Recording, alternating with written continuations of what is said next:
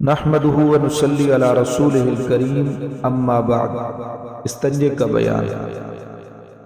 امام الانبیاء صلی اللہ تعالی علیہ وسلم کا فرمان مبارک ہے کہ استنجا کرنے کا التزام رکھو۔ ابن ماجہ۔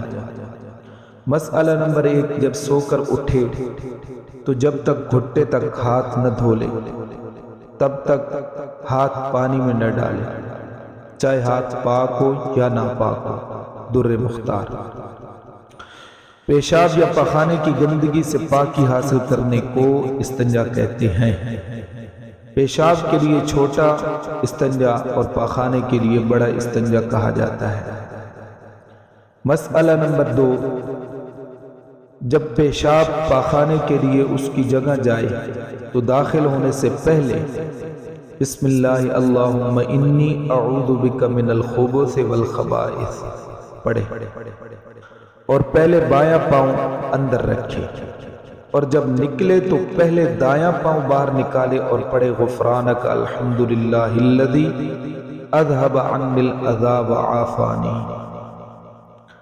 مسئلہ نمبر 3، سورج یا چاند کی طرف، قبلہ کی طرف منہ یا پیٹھ کر کے، سایہ دار یا پھلدار درخت کے نیچے، کسی سوراخ میں، راستے میں، قبرستان میں، پانی کے اندر، مسجد کے پاس، جس جگہ بے پردگی ہوتی ہو، یا ایسی جگہ بیٹھ کر جہاں سے پیشاب وغیرہ کی چھینٹیں اڑ کر اپنے اوپر آئیں، پیشاب یا پخانہ کرنا مکروہ تحریمی ہے۔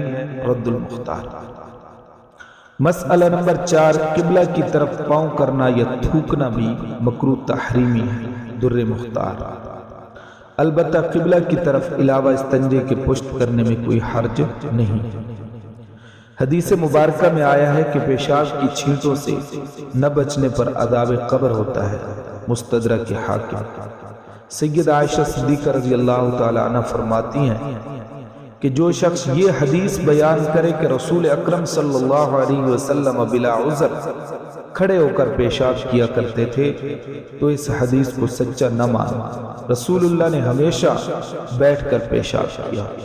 ترمذی شریف۔ امام الانبیاء صلی اللہ علیہ وسلم کا فرمان مبارک ہے، کھڑے ہو کر پیشاب نہ کیا کرو۔ از ابن ماجہ۔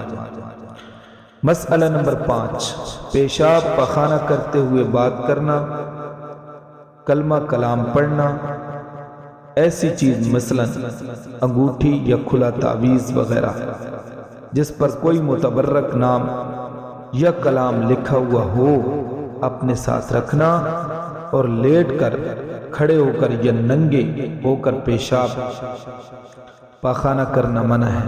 یعنی ننگے ہو کر بالکل برہنہ حالت کے اندر کہ انسان بالکل انسان کے جسم پر کپڑے نہ ہوں۔ فتاوی شامی۔ مسئلہ نمبر 6، پیشاب کرنے کے بعد مٹی کے پاک ڈھیلے سے بائیں ہاتھ سے پیشاب سکائے، پھر پانی سے دھو ڈالے۔ پاخانہ کے بعد مٹی کے 3 یا 5 طاق عدد ڈھیلوں سے پاخانے کے مقام کو صاف کرے، اس کے بعد پانی سے دھوئے، پھر بائیں ہاتھ کو زمین پر رگڑ کے یا مٹی سے مل کر دھو ڈالے۔ مشکات۔ رد المختار۔ مسئلہ نمبر 7، ایک ڈھیلے سے دوبارہ استنجا نہ کرے، عالمگیریہ۔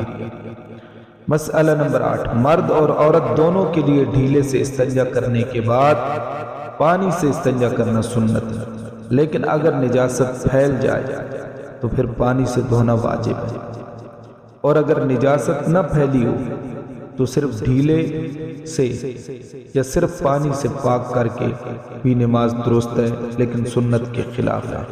رد المختار۔